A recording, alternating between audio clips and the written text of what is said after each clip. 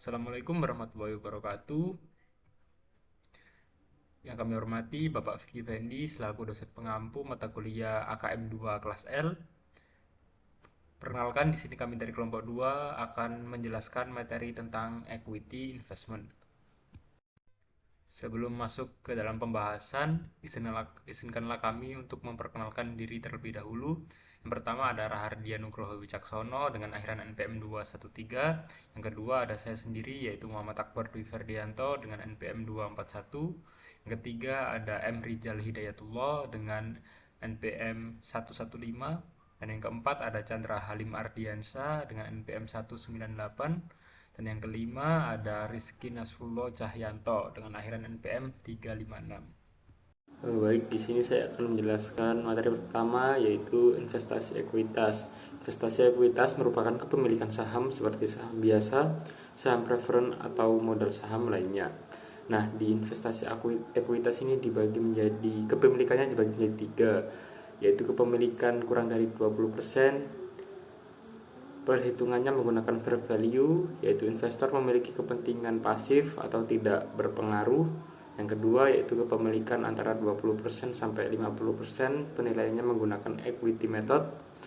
Dan di sini investor memiliki pengaruh yang signifikan. Dan untuk yang ketiga, kepemilikan lebih dari 50%. Dan untuk penilaiannya menggunakan consolidation. Dan di sini investor sebagai pemegang kendali suatu perusahaan tersebut. Baik, di sini saya akan menjelaskan materi untuk kepemilikan kurang dari 20%. Nah, di kepemilikan kurang dari 20% ini dibagi menjadi dua, yaitu yang pertama ada trading. Nah, trading ini dinilainya menggunakan fair value, dan apabila ada keuntungan atau kerugian akan dicatat di net income, dan untuk dividen declare diakui, dan gain and losses from sale diakui, yaitu ada keuntungan atau kerugian dalam menjual saham.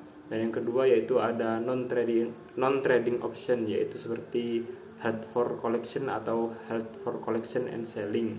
Nah, itu dinilainya juga menggunakan fair value, dan apabila ada unrealized holding gain or losses diakui di akun OCI atau Other Comprehensive Income, yaitu di ekuitas. Dan ada dividen declared diakui, dan ada keuntungan atau kerugian dalam penjualan juga diakui. Baik, selanjutnya yaitu holdings between 20% and 50%. Sebuah perusahaan investor dengan kepentingan di bawah 50% di perusahaan investasi tidak memiliki kontrol hukum. Namun, investasi dalam saham suara di bawah 50% masih memberikan investor kemampuan untuk mengawasi pengaruh signifikan atas kebijakan operasional dan keuangan investasi. Contohnya seperti Lenovo Group atau CHN memiliki 25,4% saham di Beijing Lenovo Healthcare Information Technology. Kepentingan signifikan, tetapi tidak mengontrol Lenovo di perusahaan teknologi kesehatan, membantu Lenovo memahami bagaimana komputer digunakan dalam sistem informasi kegiatan berbasis awan. Selanjutnya yaitu metode ekuitas. Dalam kasus pengaruh signifikan, biasanya investasi 20% atau lebih, investor harus mencatat investasi menggunakan metode ekuitas. Metode ekuitas mengakui hubungan ekonomi substansial antara investor dan investasi.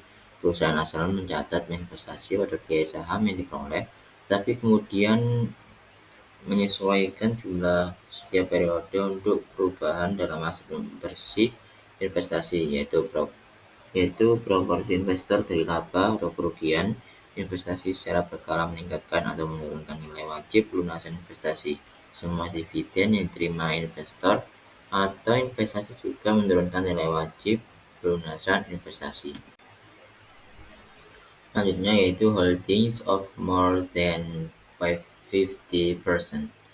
Ketika sebuah perusahaan memiliki lebih dari 50% saham dengan hak suara di perusahaan lain, perusahaan tersebut dianggap memiliki kontrol penuh atas perusahaan yang diinvestasikan. Perusahaan yang menguasai disebut sebagai perusahaan induk atau parent, sementara perusahaan yang dikendalikan disebut anak.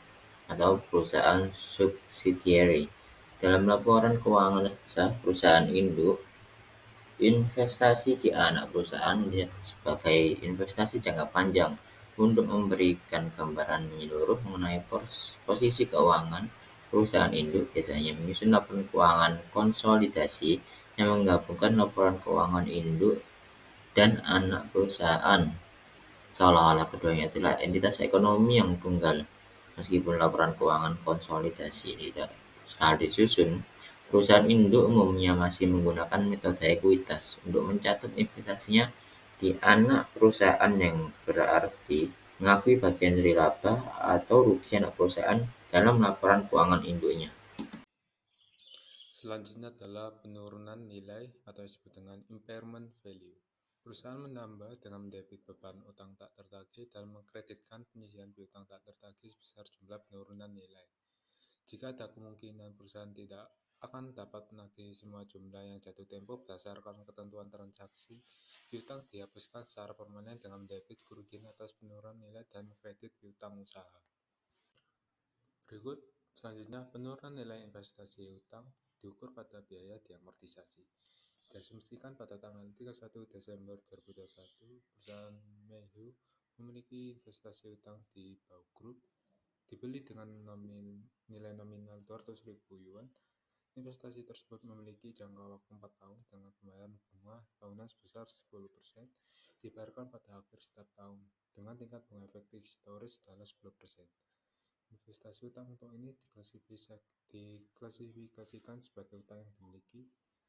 Bisa dilihat dari tabel sebelah kiri, total nilai arus kas kontraktual sebesar 280.000, lalu total arus kas yang diharapkan sebesar 264.000, lalu total arus kas yang hilang sebesar 16.000. Bisa dilihat dalam soal, investasi yang tercatat itu sebesar 200.000. Kita bisa menghitung nilai sekarang yang jatuh tempo dalam 4 tahun pada 10% besar 136.602 dan menghitung nilai sekarang dari bunga yang diterima sebesar 16.000 setiap tahun selama 4 tahun pada 10% sebesar 50.718 juta. Lalu kita juga bisa menghitung nilai kerugian atas penurunan nilai sebesar 12.680.000. Lalu penurunan nilai investasi pada utang dengan memperhitungkan kerugian penurunan nilai. Oleh karena itu, entry jurnal untuk mencatat kerugian adalah sebagai berikut. Pada tanggal 31 Desember 2022, kerugian atas penurunan nilai pada penyisihan untuk investasi utang yang terganggu sebesar 12.680 orang. Jika kita asumsikan pada tanggal 31 Maret 2023, perusahaan Mayhew menentukan bahwa risiko kredit Bau Group telah menurun secara signifikan dan memutuskan untuk membalikannya. Jadi penurunan nilai dengan membuat entry sebagai berikut. Pada tanggal 31 Maret 2023, penyisihan untuk investasi utang yang terganggu pada pemulihan kerugian penurunan nilai sebesar 12.680 orang. Selanjutnya, penurunan nilai investasi utang diukur pada nilai wajar atau HFCS. Asumsikan perusahaan Alexander membeli investasi utang HFCS pada tanggal 1 Juli 2022 seharga 1 juta euro. Investasi utang tersebut memiliki tingkat bunga 7% dan tanggal jatuh tempo 1 Juli tahun 2027. Pada tanggal 31 Desember 2022, nilai wajar investasi tersebut telah menurun menjadi 960.000 karena kenaikan suku bunga pasar. Bisa dilihat dalam jurnal ini pada tanggal 1 Juli 2022 untuk mencatat pembelian dari investasi utang, di mana investasi utang pada kas sebesar 1 juta tanggal 31 Desember 2022 mencatat pendapatan bunga pada investasi utang. Kas pada pendapatan bunga sebesar 35.000 pada tanggal 31 Desember 2022 mencatat penurunan nilai wajar dari investasi utang, di mana unrealized holding gain or loss dari ekuitas pada penyetelan nilai wajar sebesar 40.000. Lalu pada tanggal 31 Desember 2022 penutupan unrealized gain or loss pada ekuitas akumulasi pendapatan komprehensif yang lain pada unrealized holding gain or loss sebesar 40.000. Selanjutnya yaitu pengukuran dan penurunan. Di sini ada ringkasan pedoman yang terkait dengan gangguan, di mana ada dasar pengukuran aset dan model penurunan nilai, di mana pinjaman, piutang, dan surat utang diukur dengan biaya diamortisasi. Model penurunan nilainya yaitu kerugian kredit yang diharapkan diakui dalam laba bersih. Lalu ada surat utang yang diukur pada nilai wajar dengan keuntungan dan kerugian dicatat dalam pendapatan komprehensif lainnya. Lalu model penurunan nilainya yaitu kerugian kredit yang diharapkan diakui dalam pendapatan, di mana perubahan nilai wajar yang tersisa dicatat dalam pendapatan komprehensif lainnya. Lalu ada sekuritas utang dan ekuitas yang diukur pada nilai wajar dengan keuntungan dan kerugian yang dicatat dalam laba bersih.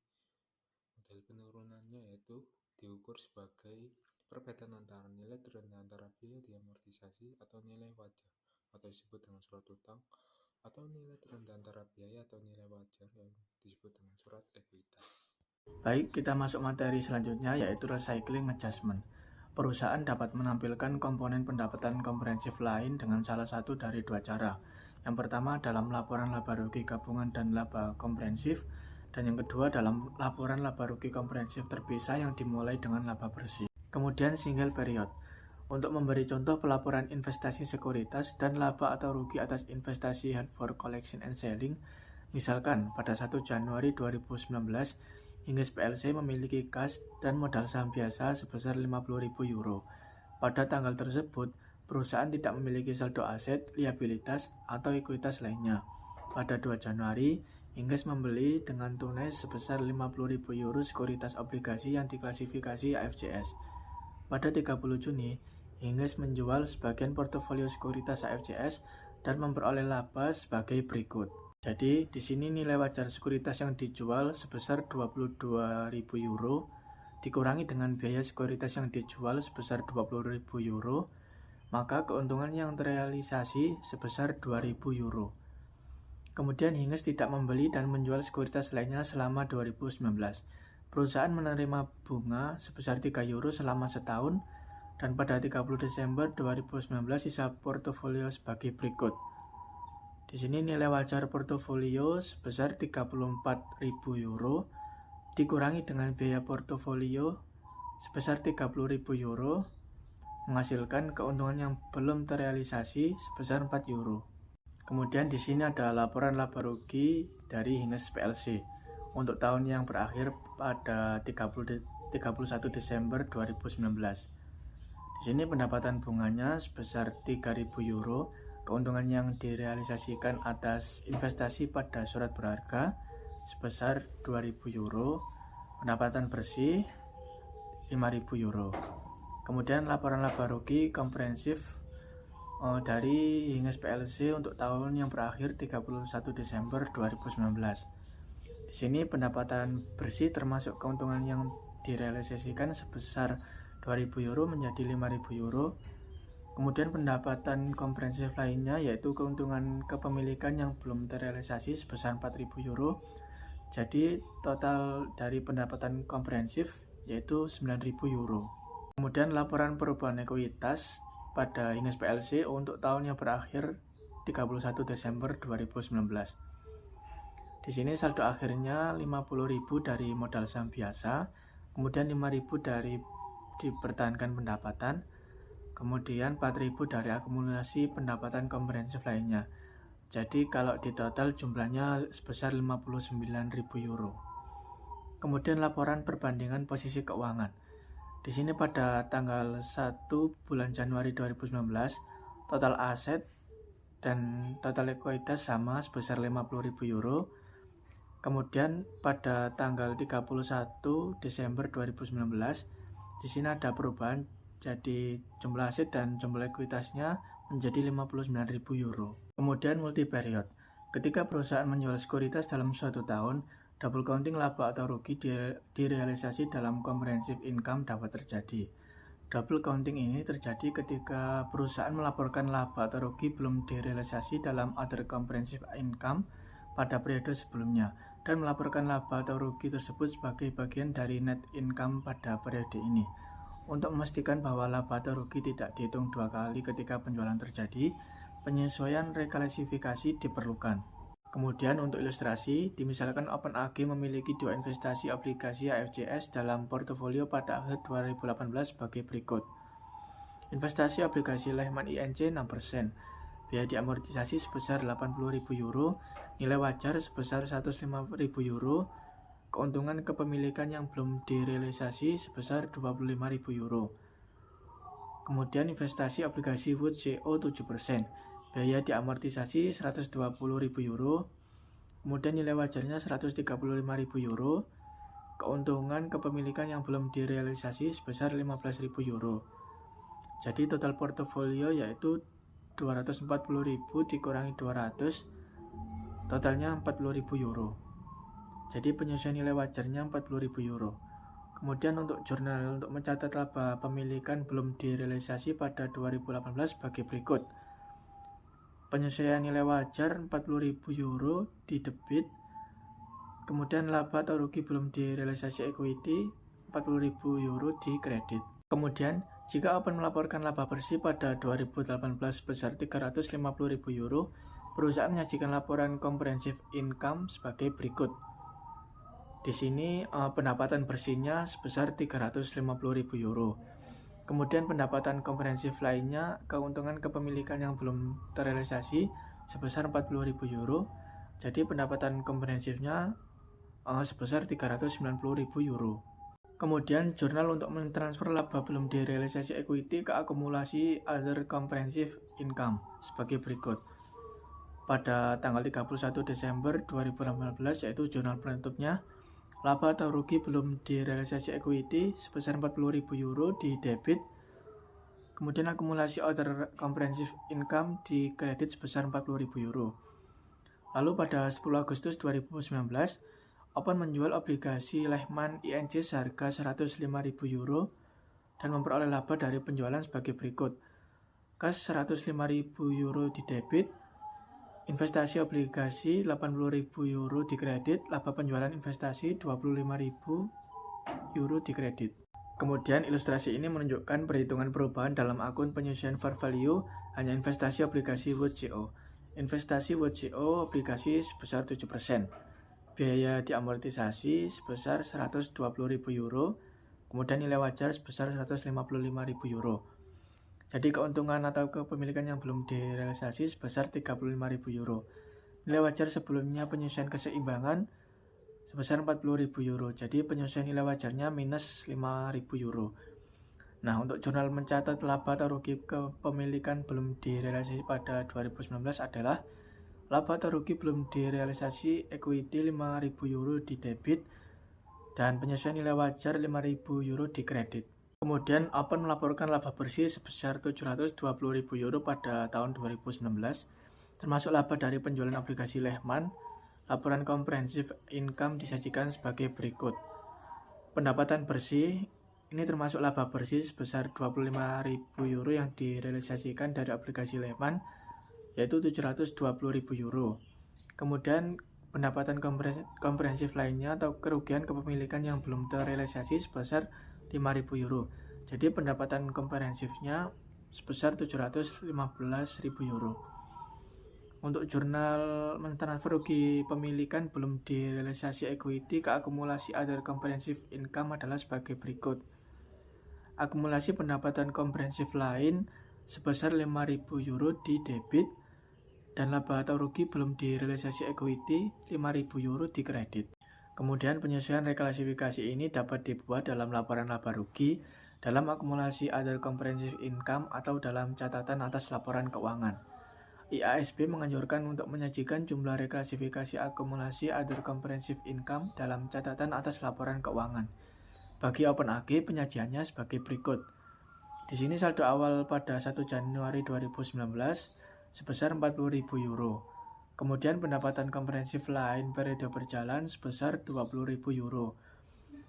Kemudian jumlah yang direklasifikasi dari akumulasi pendapatan komprehensif lainnya minus 25.000 euro. Jadi kerugian kepemilikan yang belum terrealisasi sebesar minus 5.000. Jadi total saldo akhir pada 31 Desember 2019 yaitu 40.000 euro dikurangi 5.000 euro sama dengan 35.000 euro. Baik, di sini saya akan menjelaskan tentang transfer antar kategori. Transfer antar kategori dalam akuntansi sendiri merujuk pada perpindahan suatu pos akun dari satu kategori ke kategori lainnya dalam laporan keuangan. Hal ini umumnya dilakukan ketika terjadi kesalahan pencatatan atau perubahan dalam perlakuan akuntansi terhadap suatu transaksi. Tujuan transfer antar kategori ini adalah yang pertama, yaitu koreksi kesalahan, yaitu untuk memperbaiki pencatatan yang salah sehingga laporan keuangan menjadi lebih akurat.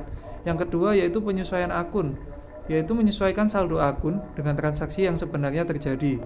Lalu untuk perubahan perlakuan akuntansi, ini poin yang ketiga yaitu mengubah perlakuan akuntansi terhadap suatu transaksi sesuai dengan standar akuntansi yang berlaku.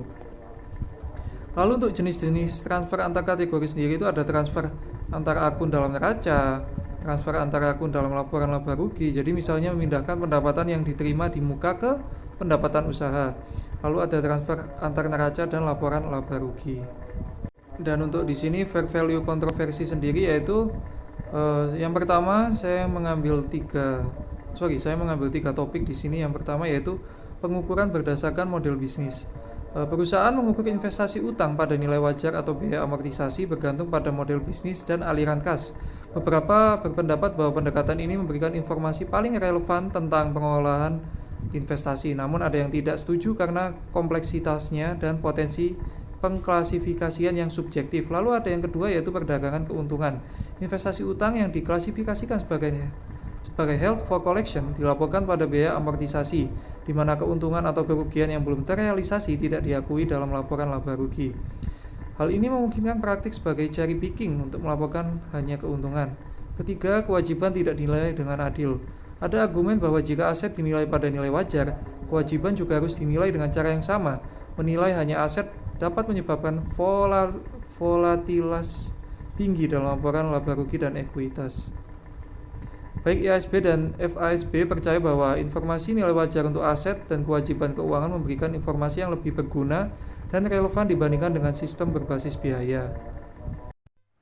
Baik, sekian pemaparan materi dari kelompok kami. Kurang lebihnya kami mohon maaf. Wassalamualaikum warahmatullahi wabarakatuh.